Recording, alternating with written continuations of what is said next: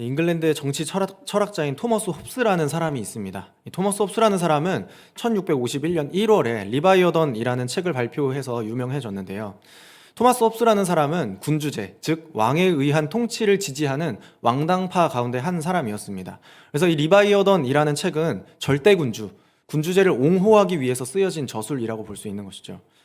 그런데 군주제도를 옹호하기 위해서, 이 절대 왕정을 옹호하기 위해서 쓰여진 이 리바이어던이 의미를 가지게 된 것은 군주제도의 정당성이 하나님에게서부터가 아니라 백성들에게서로부터 온다고 보았기 때문입니다. 홉스에 따르면 인간은 필연적으로 자기 자신을 보호하려고 하는 본능이 있고요. 이기적인 본성이 있고요. 그 본성에 따라서 이를 실현할 수 있는, 그 자기 보호를 실현해 줄 수 있는 강력한 힘의 형체, 즉 국가를 형성한다고 합니다. 통치자들은 이러한 사회의 계약에 따라서, 이 이기적인 본성이 모여있는 그 계약에 따라서 자신이 보호받기를 원하는 그 이기적 본성의 결정체인 국가와 또 그것을 실현하기 위해서 모든 백성의 권리를 양도받은 그 군주라는 사회적인 합의에 따라서 군주는 백성들을 다스릴 권한을 받게 되고, 대신 백성들은 왕에게 절대적인 권력을 양도해 주어야만 이것이 실현 가능하다라는 것을 주장했습니다. 재밌는 것은 원래는 왕의 통치 권한의 정당성을 부여하기 위해서 기록된 이 리바이어던이라는 저술이 시간이 지나면서 국민의 생명권과 사유재산권 같은 기본권을 주장하는 사상에 영향을 주게 되었고요. 프랑스 혁명, 미국 독립을 이루는 사상적인 근간이 되었다는 사실입니다. 한 철학자가 군주제를 옹호하기 위해서 기록했던, 그리고 알려주었던 사상이 시대의 흐름에 따라서는 국민의 기본권을 지키는 새로운 체제를 옹호하는 데 쓰임이 되었다는 것입니다. 비록 토머스 홉스의 생각에 전적으로 동의할 수는 없지만요, 우리가 사는 세상이 어떤 사상적인 이유와 사람들의 필요와 같은 것들에 따라서 세워진 체제, 그리고 제도, 시스템 안에서 우리가 살아가고 있다는 것은 확실해 보입니다. 대통령제와 민주공화제가 우리나라의 그 체제를 이루는 근간이죠. 다당제와 문민통제 같은 제도도 그렇습니다. 제가 잘 알아서 쓰는 건 아닙니다. 그렇다고 하더라고요. 사실 국가뿐만 아니라 어떤 조직이나 혹은 교회에도 이런 체제와 시스템이 있습니다. 장로회라는 질서 안에서 교회가 세워진 목적을 이루기 위해서 우리는 주일학교라는 시스템을 선택한 것이죠. 각 부서와 부서장을 세워서 교회가 하나님의 뜻 안에서 운영되고 또 유지되고 관리될 수 있도록 관리하고 점검합니다. 담임 목사님을 비롯해서 부교역자를 세우고 순장을 세워서 하나님의 말씀을 가르치고 복음을 전하는 교회의 사명을 감당할 수 있도록 하는 것 또한 체제이고 제도이고 질서인 것이죠. 그렇기 때문에 모든 교회가 우리 수원 꿈꾸는 교회처럼 운영되고 유지되는 것은 아닙니다. 교회에 따라서 어떤 체제와 어떤 질서를 선택할 것인지를 결정하고 그 결정 안에서 교회를 유지하고 또 관리하고 점검하는 것이죠. 교구가 있고 셀이 있고 다락방이 있겠죠. 여전도회나 남전도회가 구성된 교회도 있을 것입니다. 당회로 운영되는 교회도 있고 또 운영위원회로 운영이 되는 유지가 되는 그런 교회도 있을 것이죠. 어떤 형태나 어떤 방식이 되었든지 한 체제와 한 제도, 질서를 세우는 데에는 그 나름대로 이유가 분명히 있을 것입니다. 물론 필요에 의해서도 있겠지만요, 어떤 면에서는 시대의 흐름에 따라서 자연스럽게 요구되어지고 변화되는 것도 있거든요. 그렇지만 문제는 어디에서부터 시작하는 것 같냐면, 현재 우리가 가지고 있는 이 체제가 마냥 만족스럽기만 한 것은 아니라는 것입니다. 대통령, 국회의원, 기초자치단체장을 선거로 선출하기는 하지만 그만큼 모든 사람들이 다 만족스러울 수는 없겠죠. 사실은 이상이 있기 때문인 것 같습니다. 국가는 이래야 해, 공동체는 이래야 해, 교회는 이래야 해 라는 이상이 있어서 사실은 기대가 있기 때문에 때로는 만족스럽지 못하고 그 기대가 이루어지지 못했기 때문에 실망하기도 하는 것이죠. 때론 그런 이상과 기대를 실현하기 위해서 우리는 조금 더 적극적으로 의사를 표현하면서 투쟁해야 할 때도 있습니다. 오늘 본문은 그래서 현재 체제와 현재 제도에 불만족하고 실망해서 새로운 시스템으로 한 걸음 떼고 싶어하는 이스라엘 공동체의 이야기를 기록하고 있습니다. 또한 기존 체제의 당사자이면서 동시에 백성들의 요구에 따라서 새로운 체제를 준비하는 사무엘이라는 사사가 등장합니다. 그래서 본문을 함께 살펴보면서 기존의 사사제도 12지파 연합체에서 왕정으로 중앙 집권 통일 국가로 전환을 준비하는 그 시기에 있는 이스라엘 민족의 이야기를 함께 살펴볼 텐데요. 그러면 하나님께서는 오늘 본문을 통해서 우리에게 무엇을 가르치고 계실까요? 본문을 살펴보면서 주시는 하나님의 말씀과 또 제가 개인적으로 말씀을 연구하고 묵상하면서 얻은 그 개인의 묵상을 함께 정리해서 나눠보려고 합니다. 먼저 본문을 통해서 나누고 싶은 것 첫 번째는요, 지상에서 완벽한 체제와 제도를 만날 수 없다는 것입니다. 우리는 필요에 의해서 체제를 세우고 그렇게 믿기 때문에 시스템을 만들고 그 체제에 합류합니다. 그렇지만 모든 사람을 다 만족시킬 수 있는 체제나 질서나 제도 같은 것들이 존재할까요? 솔직히 저는 본문을 연구하면서 이런 물음이 생겼습니다. 왕 하나 세우는 것이 그렇게 뭐가 큰 문제라고. 이렇게 사무엘이 그것을 기뻐하지 않고 하나님께서 그것을 탐탁치 않게 여기시는, 그렇게 이 본문이 기록되어 있을까? 왕 하나 세우는 것이 무슨 문제가 되느냐 하는 그런 물음입니다.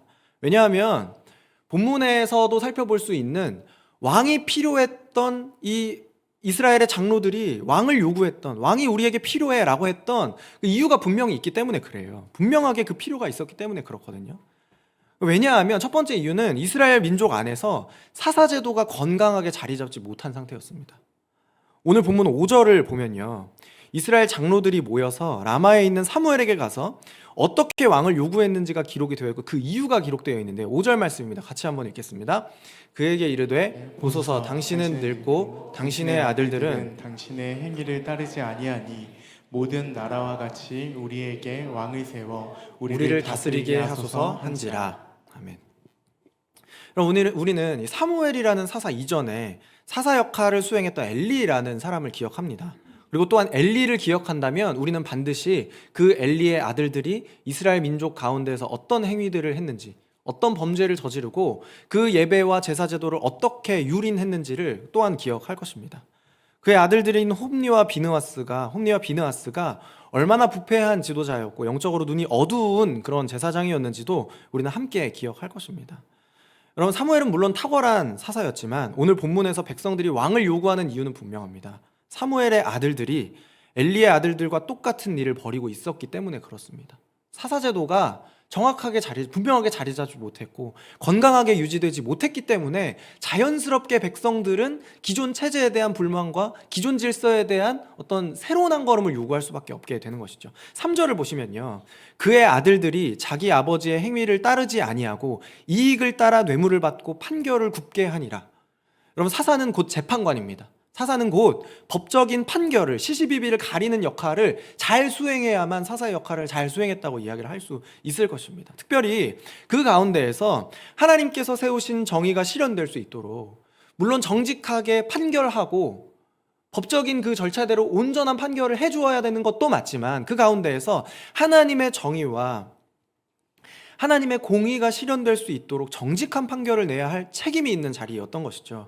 재판관으로서 공의롭고 정직한 판결을 내야 하는데요, 3절을 보시면 그의 아들인 요엘과 아비야라는 이 사무엘의 아들들은 그렇게 하지 못했다는 것이죠. 사무엘과 같은 사람이 아니었습니다.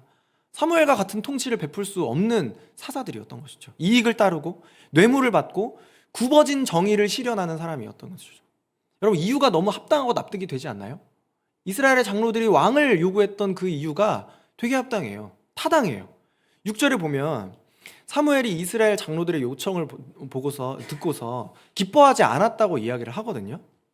어쩌면 그 기뻐하지 않았다라는 것이 하나님의 말씀에 보기에도, 하나님의 말씀을 기준으로 보기에도 이 장로들의 행위가 이스라엘 백성들이 요구하는 것이 너무 터무니없다고 생각했기 때문일지도 모르지만 인간적인 마음으로도 자존심이 상하는 말이에요. 쉽게 말하면 장로들이 왕을 요구하는 거는 이거거든요.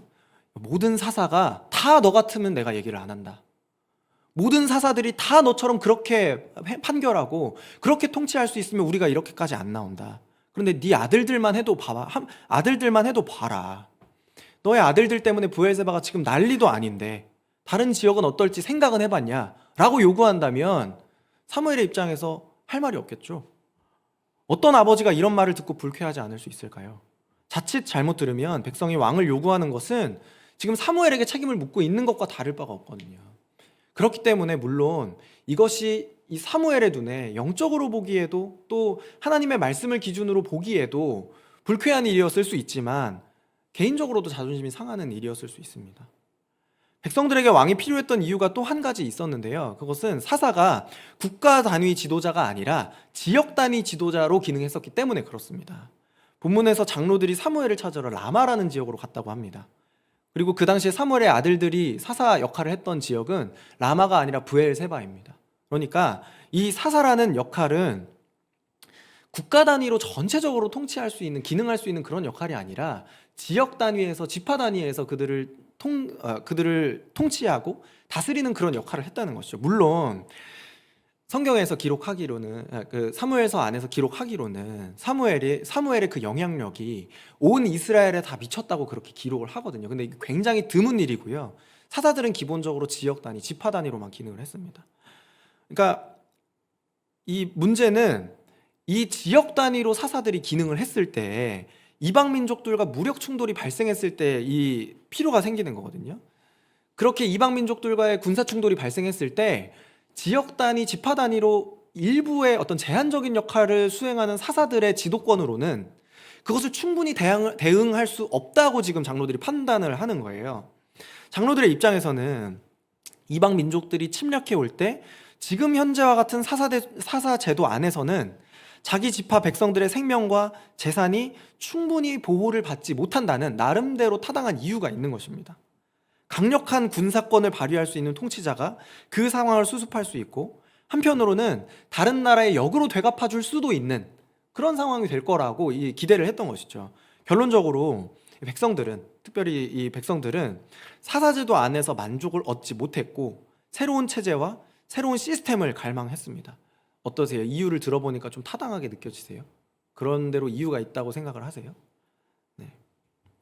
근데 여러분, 오늘 이 시대에도 우리는 이스라엘 장로들과 같이 현재 체제와 제도의 결핍과 만족스럽지 못한다는 것을 깨달을 때가 있습니다. 그러니까 정치까지 가지 않아도 교회만 해도 그럴 때가 있죠. 교회를 유지하는 시스템과 질서와 체제가 항상 우리에게 만족을 주는 것은 아니죠. 지금도 그 동영상 스트리밍 그 사이트에 보면, 동영상을 재생하는 사이트에 보면 유독 조회수가 많이 찍히는 목사님들의 설교와 가르침들이 있어요. 물론 이것이 자연스러운 시대의 흐름이라고도 생각하지만, 한편으로 목회자로서 혹시 지역교회에서 영적인 만족을 누리지 못하는 성도들이 어떻게든 영적인 공급을 받기 위해서 그런 유명한 목사님들의 설교로 대안을 찾는 것은 아닌가 하는 그런 책임의식이 느껴질 때도 있습니다. 어쩌면 그 나름대로 기존 질서와 체제에 만족하지 못하고 결핍을 호소하는 그런 타당한 이유가 있을지 모른다고 생각하게 돼요. 이상적인 교회, 이상적인 조직, 이상적인 공동체, 이상적인 직장, 이상적인 국가에 대한 소망은 누구나 가지고 있을 것입니다. 어쩌면 이스라엘의 장로들이 사무엘에게 왕을 요구하듯이 그 나름대로 타당한 이유와 근거가 있지 않을까요? 그래서 사회는 체제의 문제를 발견하고 또 그 시스템의 문제를 발견하고 보완하는 과정을 거치고, 그 과정에서 기존 체제가 개선되기도 하고 재구성되기도 하고 혹은 전복되어서 완전히 새로운 시스템을 세우기도 하는 것을 우리는 볼 수 있습니다. 이스라엘도 지금 이러한 과정 가운데 있는 것이죠. 현재 사사 통치 제도와 그 체제와 그 질서가 이들에게는 만족을 가져다 주지 못했던 것입니다. 하나님께서는 그렇지만, 그런 요구와 그런 필요가 있지만, 그럼에도 그들이 원하는 소망과 이상마저도, 그 기대마저도 말씀의 가르침을 받도록 지도하시는 것을 우리는 알 수 있습니다. 사무엘상 8장 9절 말씀인데요. 9절 말씀 저희 같이 한번 읽겠습니다. 그러므로 그들의 말을 듣되 너는 그들에게 엄히 경고하고 그들을 다스릴 왕의 제도를 가르치라. 아멘. 사무엘은 장로들의 요구를 듣고, 이스라엘 장로들의 요구를 듣고 기뻐하지 않았는데요. 의외로 하나님께서 그 말을 들어주라고 말씀하세요. 의외로 하나님께서 그 백성들의 요구를 들어주라고 말씀하세요. 동시에 사무엘에게 뭐라고 명령하시냐면, 그들이 지금 스스로 원하고 있는 왕의 제도의 실체가 무엇인지를 가르쳐 주라고 말씀하세요. 그 제도의 맹점은 무엇인지, 약점은 무엇인지 가르쳐 주고 하나님의 말씀 안에서 가르침을 받도록, 인도함을 받도록, 지도를 받도록 그렇게 요구하고 계시는 것입니다. 18절에 보면요, 그 왕의 제도로 말미암아 너희가 부르짖을 것이다, 이렇게 말씀하시는데요. 이 안에서 백성들은 그것을 요구하고 백성들은 새로운 체제로 넘어가기를 바랬지만, 18절에 그 왕의 제도로 말미암아 너희가 부르짖을 것이라고 말씀하시고 그것을 가르쳐 주시면서 그게 대안이 아니라고 가르쳐 주시는 거예요. 너희가 생각하는 지금 최선의 체제가 왕정이라고 생각하겠지만 그것은 대안이 될 수 없다고 말씀하시는, 그것도 이상적일 수는 없다고 말씀하시는 것이죠. 결국은 왕의 제도로 인해서, 스스로 선택한 왕의 제도로 인해서 또 다른 부조리와 불안정을 경험하게 될 것입니다. 여러분, 그러면 우리가 지상에서 정말 완벽하고 아름다운 체제를 만날 수 있을까요?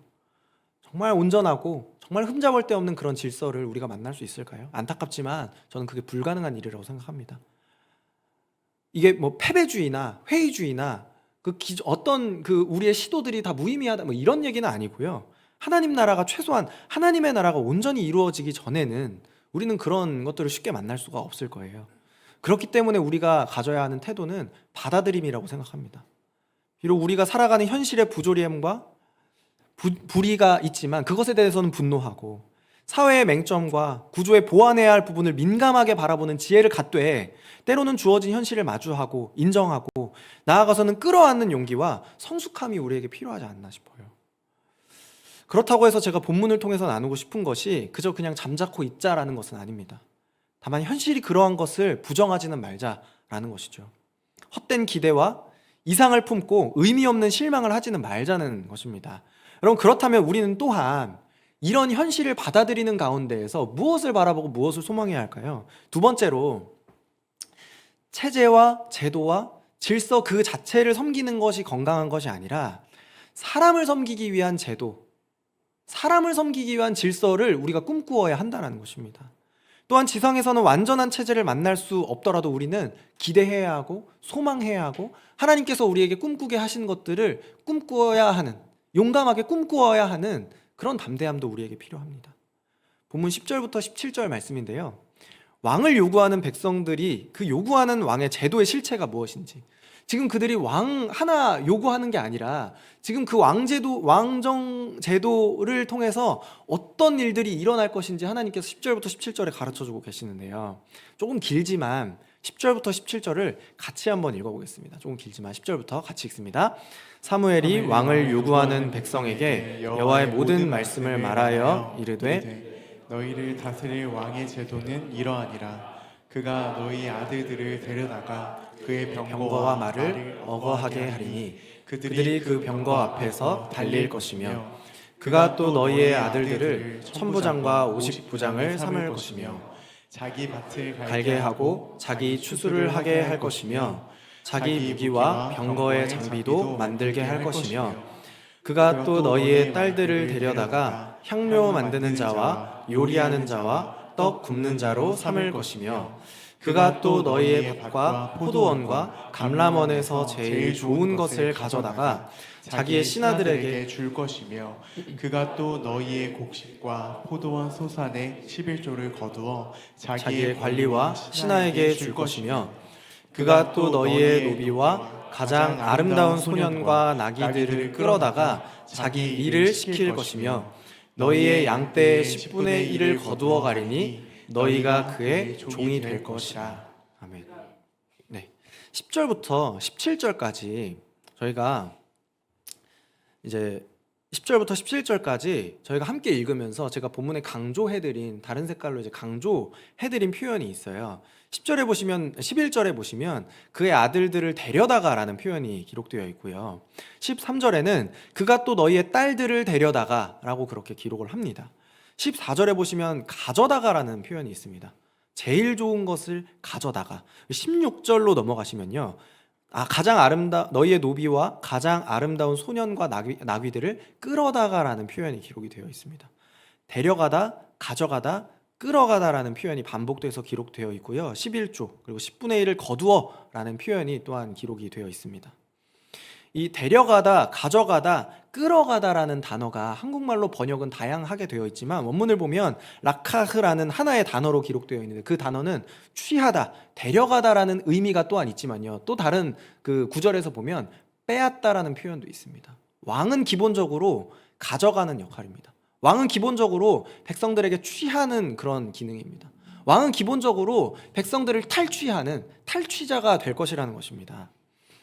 왕을 요구하는 이 백성들의 요구가 단순히 그냥 권력 체계를 정돈하고 새로운 시대에 발맞추어서 우리도 그렇게 나아가자라는 그런 요구가 아니라 그들이 가진 인적 자원과 물적 자원을 최대한 동원해서 왕의 제도와 맞바꾸겠다는 것이고요. 왕들은 백성들의 재산을 가지고 자신의 이익을 취하는 자가 될 것이다. 그래서 너희는 종이 될 것이다 라고 하는 것이 그 왕정제도가 가지고 있는 실체라는 것입니다. 백성들이 이런 것을 기대했을까요? 이걸 다 알고서 왕의 제도를 섬겼을까요? 물론 이걸 다 설명을 들은 후에도 아닙니다. 우리는 왕이 필요합니다 라고 이야기를 했지만 백성들이 왕을 요구했던 이유는 그런 것이 아니겠죠. 당연히 왕의 제도가, 왕정 제도가 자신들을 보호해주고 또 섬겨주고 지켜줄 것이라고 기대했기 때문에 그런 거겠죠. 그렇지만 실질적으로는 하나님께서 가르쳐 주셨듯이 백성들을 노예로 만든 것이었고 종으로 만든 것이었고 결국에는 백성들 스스로가 그들이 선택한 왕의 제도 때문에 18절에서는 부르짖게 될 것이다 라고 그렇게 말씀하시는 것입니다. 이 부르짖다라는 표현을 보시면 마치 이제 사사시대가 떠올라요. 이스라엘 백성들이 이방 민족의 압제를 받을 때 여호와께 부르짖었던 그 모습을 떠오르게 돼요. 사사기 3장 9절 말씀인데요. 이스라엘 자손이 여호와께 부르짖음에 여호와께서 이스라엘 자손을 위하여 한 구원자를 세워 그들을 구원하게 하시니. 사사시대에 보면 이스라엘 백성들이 이방 민족의 압제를 당할 때, 억압을 당할 때 하나님께 부르짖고 그 부르짖음을 들은 하나님께서 사사를 세워서 그들을 구원하시는 그런 반복되는 그런 이야기들을 만날 수 있는데요. 오늘 본문을 살펴보면 그 반복되는 그 부르짖음과 하나님께서 구원하시는 그 어떤 구조가, 그 순환이 여기에 보이지 않습니다. 18절 우리 같이 한번 읽겠습니다. 18절입니다. 그날에 너희는 너희가 택한 왕으로 말미암아 부르짖되 그날에 여호와께서 너희에게 응답하지 아니하시리라 하니. 사사기 3장 9절 말씀과 다시 번갈아 가면서 보면요. 3장 9절에서는 부르짖고 여호와께서 이스라엘 자손을 위하여 구원자를 세우시고 그들을 구원하셨습니다. 응답하신 거죠. 다시 사무엘상 8장 18절로 넘어오시면요. 부르짖었지만 그날에 여호와께서 너희에게 응답하지 않으신다는 그 단절이 보이는 것입니다. 그 순환적인 구조의 단절이 보이는 것이죠. 스스로 선택한 왕의 제도 때문에 하나님께 부르짖어도 이번에는 응답하지 않으실 것입니다. 왜냐하면 그것은 백성들이 선택한 길이기 때문에 그렇습니다. 마가복음에 보면요. 예수님께서 안식일에 제자들과 함께 밀밭 사이로 지나가실 때 제자들이 그 배고픔을 이기지 못하고 밀 이삭을 자른 일이 있었거든요. 안식일에는 모든 일을 중단해야 했기 때문에 제자들은 안식일 규정에 어긋나는 행위를 한 것입니다. 이 행위를 지적하는 바리새인들에게 예수님은 제도와 질서에 대한 그 바리새인들의 생각, 기존의 생각을 환기시켜 주시면서 이렇게 말씀하시는데요. 마가복음 2장 27절부터 28절에 보니까요. 또 이르시되 안식일이 사람을 위하여 있는 것이요 사람이 안식일을 위하여 있는 것이 아니니 이러므로 인자는 안식일에도 주인이니라. 안식일이 사람을 위하여 있는 것이 아니라 그조차도, 그런 제도와 그 질서조차도 사람을 섬기기 위해서 있다라는 것입니다. 여러분, 안식일만 그렇겠어요? 안식을 비롯한 규칙과 제도, 질서와 체제가 필요한 목적은 분명합니다. 사람을 섬기려는 것이죠. 사람으로부터 취하여서 그 체제를 섬기기 위한 것이 아니라는 것이죠. 여러분, 그러면 우리도 어떤 질서에 불편함이 생겼을 때, 어떤 체제와 제도에 불쾌한 마음이 생겼을 때 이런 생각을 해볼 수가 있지 않을까요? 하나님의 마음으로 누군가를 온전히 섬길 수 있는 방법은 무엇일까? 그 체제가, 그 제도가, 그 질서가 온전히 사람을 잘 섬길 수 있도록 돕는 방법은 무엇일까라는 그런 본질적인 고민으로 들어가야 한다는 것이죠. 그렇게 한다면 우리가 어쩌면 새로운 대안을 발견할 수 있지 않을까요? 비록 지상에서 완전하고 모든 이들을 만족시키는 질서와 제도를 만나기는 분명 어려울 것입니다. 그럼에도 그리스도인이라면 우리가 꿈꿔야 하지 않을까요? 하나님의 통치와 다스림이 지상에서 실현되기를 꿈꾸고 또 우리의 다스림과 우리의 어떤 행위들을 통해서 하나님께서 사람을 섬기고 싶어 하시는, 하나님께서 그들을 섬기시고 또한 사람이 하나님을 온전히 예배할 수 있는 그런 귀한 하나님의 정의와 그 나라의 뜻이 우리에게 실현되기를 꿈꾸고 소망하면서 또한 오늘 하루 주어진 삶 가운데에서 실현하며 살아가는 저와 여러분 되시기를 축복합니다. 마지막으로 본문을 통해서 함께 나누고 싶은 것이 있는데요. 그것은 뭐냐면 어떤 질서와 체제를 세우는 것, 그 너머에 우리의 사명이 있다는 거예요. 그 너머에 우리의 사명은 하나님의 싸움을 싸우는 것이 우리의 존재의 목적이고요. 우리의 사명이고 우리가 살아가는 이유가 되어야 한다는 것입니다. 말씀을 묵상하면서 처음에 왕을 달라고 요구하는 것이 무슨 문제인가라는 그런 물음이 생겼다는 것을 함께 나누어 들었어요. 그래서 장로들에게는 왕이 필요한 타당한 이유가 있다라는 것도 말씀을 드렸거든요. 근데 이제는 그게 타당한지 아닌지, 그 이유가 합당한지 아닌지가 아니라 그 이면에 담긴 더 중요한 문제를 함께 묵상해보고 싶습니다. 그것은 우리에게 문제가 있으니까 이런 문제를 이렇게 해결해보자 라는 시도가 아니라 하나님과의 관계의 문제이고 동시에 언약 백성으로서의 사명의식에 대한 문제라는 것입니다. 이스라엘의 장로들이 사무엘에게 왕을 요구할 때 사무엘이 하나님께 기도하죠.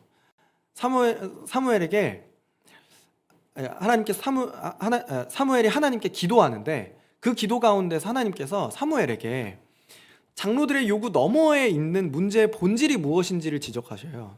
그것은 뭐냐면 단순히 그냥 왕을 요구하는 것이 아니라 이것은 너의 제도, 너가 지금 섬기고 있는 사사 제도와 너가 지금 소속되어 있는 그 체제에 대한 것들을 지적하는 것이 아니라 그 본질에는 나를 버리는 데 있다는 거예요. 하나님을 버리고 있다는 거예요. 하나님 앞에서 불순종하고 있다는 거예요.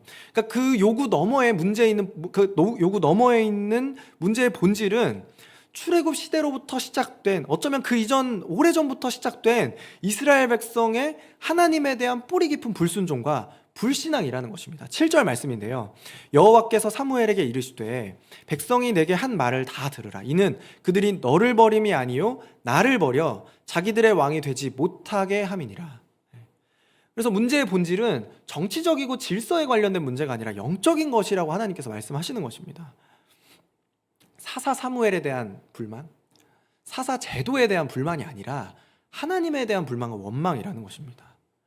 또한 왕을 갖고 싶어하는 그들의 열망은 모든 나라와 같이 되기를 원하는 그들의 내면의 동기를 슬그머니 이제 내비추는데요. 사무엘상 8장 5절 말씀입니다. 5절 말씀 우리 같이 한번 다시 읽겠습니다. 그에게 이르되 보소서 당신은 늙고 당신의 아들들은 당신의 행위를 따르지 아니하니 모든 나라와 같이 우리에게 왕을 세워 우리를 다스리게 하소서 한지라. 아멘. 5절에 보시면 모든 나라와 같이라는 표현이 있고요. 또 더 넘어가서 20절에 보시면 다른 나라들 같이라는 표현이 기록되어 있어요.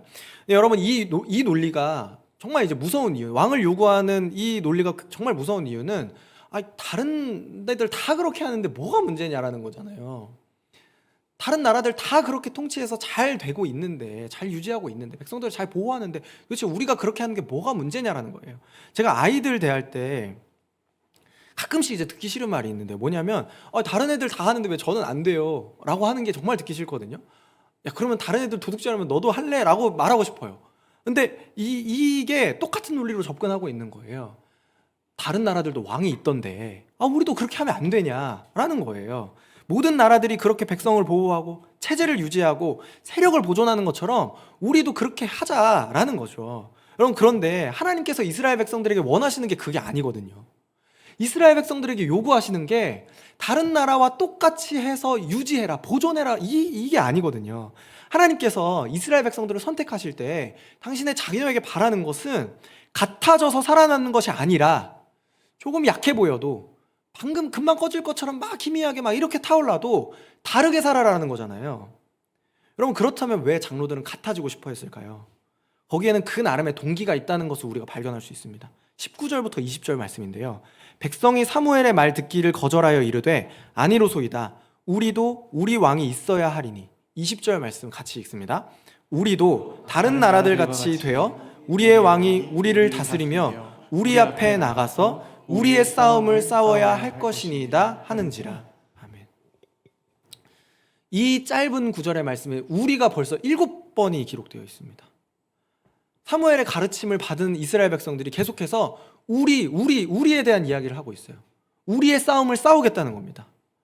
목적은 우리의 싸움을 싸우고 싶다는 건데요. 그러면 다른 나라같이 우리의 싸움을 싸우겠다. 이건 무슨 의미예요? 생존하겠다는 겁니다. 살아남겠다는 겁니다. 우리도 다른 나라들처럼 그렇게 우리의 목숨을, 우리의 어떤 실력을 증명하고 드러내겠다는 겁니다. 그게 백성들이 하고 싶었던 우리의 싸움이에요. 다른 나라들이 이스라엘 백성들을 침략하고 우리가 그렇게 당하고 빼앗기고 속이고 약탈해서 몸집을 불리고 강해지는 것처럼 우리도 그렇게 해보겠다는 겁니다. 여러분, 그렇지만 하나님께서 당신의 백성에게 요구하시는 것이 그것이 아니라는 것을 우리는 다시 한 번 더 기억해야 됩니다. 세상과 같아져서 살아남는 게 아니라요, 하나님께서 그 백성을 선택하신 이유와 그 의미를 생각하고 그 의미대로 살아남아라 하는 것이죠.